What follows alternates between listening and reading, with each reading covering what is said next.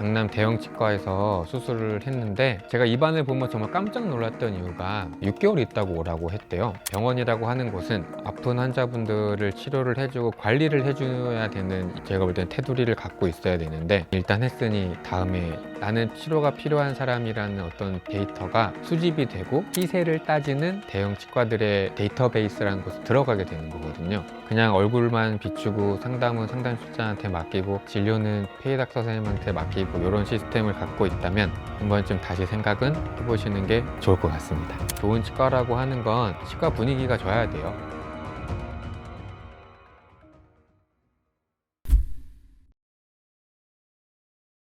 치과에 이제 환자분 본인이 그렇게 직접 말씀하시면서 오셨어요. 강남 대형 치과에서 수술을 했는데, 제가 입안을 보면 정말 깜짝 놀랐던 이유가 임플란트 수술을 했단 말이죠. 당연히 잇몸을 절개를 했으니까 꼬매놨을 텐데, 환자분이 울산에 사시는 분이란 말이에요. 수술은 강남에서 하셨고, 근데 환자분한테 수술을 하고 나서 꼬매놓은 다음에 6개월 있다고 오라고 했대요. 제가 그때 이제 약간 머리에 돌 맞은 느낌이 있었는데, 왜 그러냐면 그 녹는 실도 이론상 녹는데 6개월 넘게 걸리거든요. 근데 녹는 실로 꼬매놓고 뭐 소독 받아야 된다, 뭐 불편하면 연락 달, 이런 말이 전혀 없었다고 해요. 환자분이 그냥 수술하고 6개월 있다가 와라 라고 말씀을 들었다고 했는데, 그런 문제가 발생을 하는 거죠. 병원이라고 하는 곳은 아픈 환자분들을 치료를 해주고 관리를 해줘야 되는, 제가 볼 땐 테두리를 갖고 있어야 되는데, 일단 했으니 다음에 알아서 와라 라는 이런 테두리의 문제, 비단 간단하게 이런 문제들 뿐만이 아니라, 폐업이라고 하면 사실 무슨 이유가 있어도 문을 닫게 됐으니 환자분들 죄송합니다, 그러면 환자분들의 이 받았던 정보에 대해서 다 인계를 하고, 뭐 이런 정보들은 보건소 어디 가면 이거 다 이게 인계가 돼야 되거든요. 근데 그런 거 없이 그냥 갑자기 문을 닫는 거죠. 그러면 치료 중간에 연속성이 끊어지게 되고, 다른 치과에 가게 되면 비용을 다시 지불해야 되고, 정말 잘못 선택했을 때 그렇게 된다고 생각을 합니다. 사실 환자분들이 구별하기는 사실 어렵다고 생각을 해요. 왜냐면 저도 어디 딸 자전거 사주려고 이렇게 매장을 둘러보면 삐까뻔쩍하고 휘황찬란한 곳에 일단 많이 오래 머물게 되거든요. 근데 환자분들이 여러 치료를 받으려고, 예를 들어 지방에서 조금 이렇게 의료 환경이 안 좋은 데 계셨던 분들이 치료를 받으려고 마음 먹고 막 이렇게 찾다 보면 정보가 부족하니까 결국엔 인터넷을 통해서 정보를 입력해서 유입하게 되고, 찾아가는 병원들이 대부분 겉에서 보면 되게 휘황찬란하고 멋있거든요. 크기도 크고. 거기서부터 이제 흐름이 조금 잘못이 된다고 생각을 하는데, 첫 번째로 조심해야 될 거는 정말 그 인터넷에 정보를 입력하는 거는 안 하셨으면 좋겠어요. 내가 정말 필요한 치료가 있어서 맞춤형으로 정보를 내 거를 제공을 하고 이렇게 딱딱딱 이렇게 되는 게 아니라, 나는 치료가 필요한 사람이라는 어떤 데이터가 수집이 되고 시세를 따지는 대형 치과들의 데이터베이스라는 곳에 들어가게 되는 거거든요. 물론 그게 안 좋다고 말씀드리면 좀 그렇죠. 왜냐면 거기서 근무하시는 뭐 원장님들 다 전문의 원장님들도 있고, 꼭 그런 데서 치료를 받는다고 해서 결과가 100% 나빴다면 그런 치과는 없었겠죠. 그렇지만 안 좋게 될 가능성이 훨씬 더 많으니까 또 선택하게 되는 그 경로가, 내가 입력해서 혹은 가격이 얼만데 뭐 30 얼만데 여기에 입력하는 그런 경로로는 가지 않으셨으면 여기에. 그리고 또 하나 제일 중요한 거는, 어디든 가셔도 괜찮습니다. 괜찮고, 다른 걸 다 떠나서 나를 치료해주는 원장님이 정말 나랑 상담을 잘 해주는지, 그게 제일 중요하지 않을까요? 찾아갔는데 그냥 뭐 이거 하세요 저거 하세요 하고, 원장님은 그냥 먼저 일어나시고 비용 상담해 주시는 분만 주구장창 이야기를 하고, 그러면 나는 치료를 받아야 될 대상이 아니라 돈을 지불해야 될 객차가 돼버린 거죠. 어떤 그런 흐름을 타고 있다면 다시 한번 생각해 보셨으면 좋겠습니다. 그 상담을 해주시는 분들이 꺼내기 사실 부끄러운 이야기인데, 실적이라는 게 있어요. 상담을 해주시는 분이 A라는 환자에 대해서 총 진단 금액이 얼마이면 그 금액의 몇 프로를 그 선생님이 가져가는 구조로 되어 있는 데가 많거든요. 그 상담을 해주시는 그 선생님은 그게 직업이잖아요. 직업이 나쁘다는 게 아니라, 그렇게 해야 내 하는 일에 대해서 이제 급여를 받고 생활을 유지해 나갈 수 있는 건데, 그러면 정말 필요한 것만 환자분한테 권하게 될지는 이제 제 머릿속에 물음표가 되는 거죠. 저만 물음표는 아닐 거라고 생각을 합니다. 뭐 치과의사 협회나 여러 선생님들이 계신 단체에서 그런 대형 네트워크 치과 척결을 위해서 노력은 하고는 있는데 쉽지 않아요. 워낙에 크고 군단이기 때문에 쉽지 않습니다.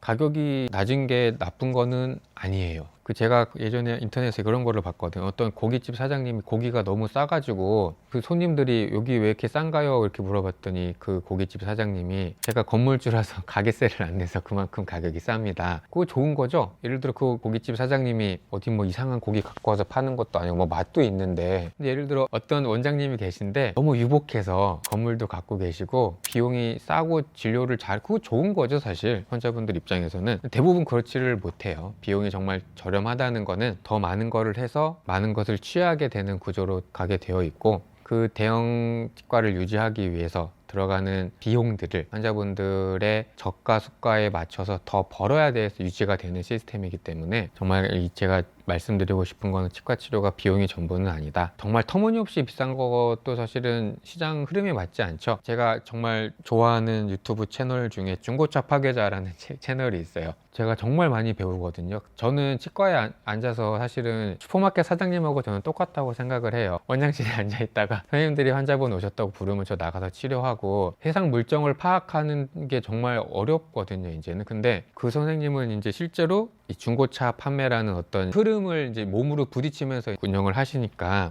그 말씀을 하시더라고요. 많은 사람들이 이미 듣고 있는 가격은 시장에서 이미 가장 싼 가격이래요. 그거 맞는 말 같아요. 저는 그 말이. 중고차도 그렇고 치과 치료에 받는 어떤 일반 평균적인 비용들 있잖아요. 제 옛날 아반떼 MD가 400 얼마인가 주고 한 몇 년 타다가 팔았거든요. 그 아반떼 MD라는 가격의 평균 가격이 예를 들어 400 얼마였으면 그게 정말 가장 낮은 가격인 거예요. 어떤 의미에서 가장 낮은 가격이냐면, 사고 없이 무리 없이 그냥 쓸 수 있는 정도의 차가 400 얼마에 구입할 수 있는 가장 좋은 가격이라는 거죠. 예를 들어 아반떼 MD라는 가격을 두고 3천만 원에 팔아요. 누가 사겠어요? 그렇게 시장의 원리에서 가격이 결정되는 거, 치과도 마찬가지라고 저는 생각을 하거든요. 터무니없이 낮은 가격, 터무니없이 높은 가격, 이 정규분표 곡선에서 벗어난 이 두 그룹은 다시 한번 생각을 해보는 게 참 좋을 것 같고, 일반 치과에서 원장님들이 정해져 놓은 그런 가격들은 제가 볼 때는 이미 낮아질 대로 낮아진 가격이라고 생각을 하고 있습니다.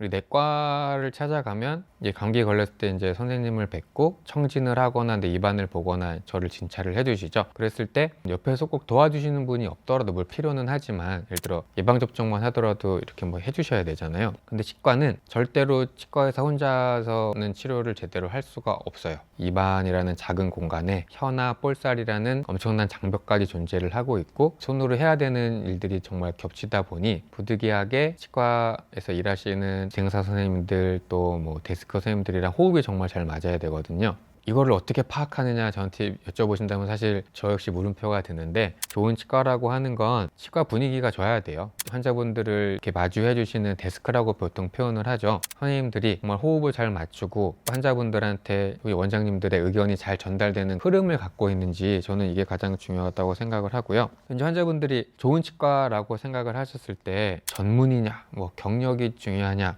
여쭤보시는 분들도 있는데, 저는 물론 구강외과 전문이고 구강외과 전문의로서 저만의 어떤 기술이 있기는 하지만, 경험도 많긴 하지만, 정말 경력과 전문의가 중요하다고 물었을 때 저는 그렇지 않다고 생각을 해요.